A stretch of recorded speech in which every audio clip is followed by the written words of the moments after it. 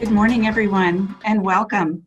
My name is Maureen McKay, and I'm a social worker currently serving with School Mental Health Ontario as an implementation coach and portfolio lead for youth suicide prevention. It's a real pleasure to have you here with us training. We're delighted. We can see that we've got about 378 that have already come into the training. We know that we are expecting some more. So we're going to get started just with our welcomes and let the other folks join us.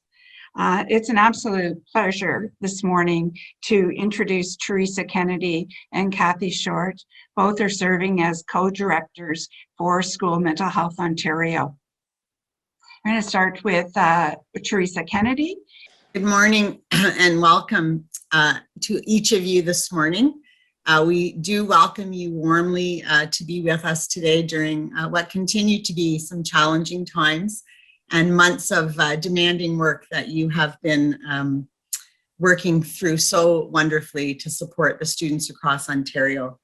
So we just wanted to start with acknowledging your incredible efforts, knowing that we're all balancing personal and professional impacts of the pandemic.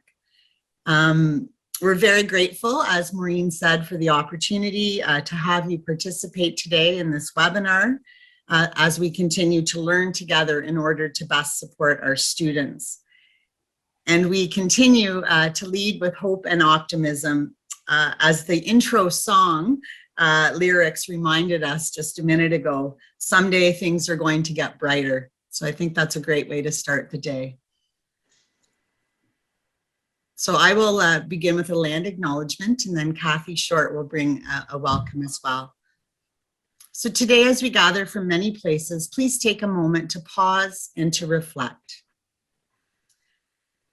Call to mind the traditional territories from which you are working today, and the Indigenous people who have been stewards of this land for thousands of years. I am working from Kingston, Ontario, the traditional homeland of the Anishinaabe, Haudenosaunee, and the Huron-Wendat, and I thank these nations for their care and stewardship over this shared land.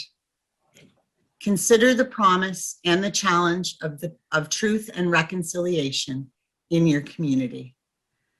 Thank you. Kathy?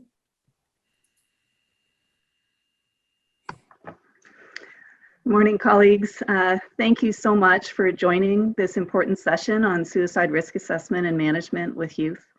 As you know, this is the second workshop on this topic, and it will begin today with a brief review of the first workshop, but will then provide a deeper focus in terms of clinical considerations to advance your practice in this area.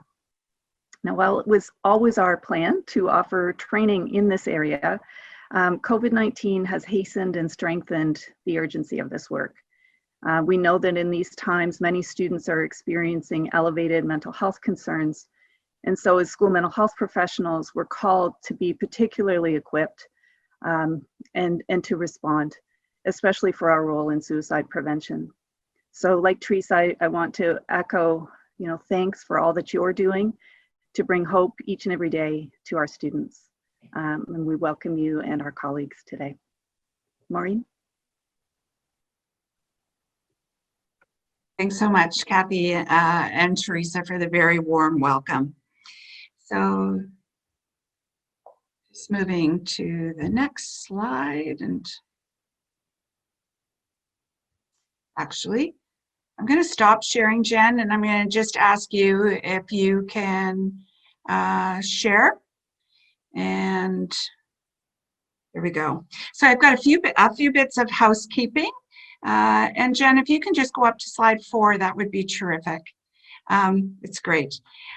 So we've got a terrific day planned for you, starting with a bit of housekeeping and then into some didactic training, followed by a panel discussion that is new for us.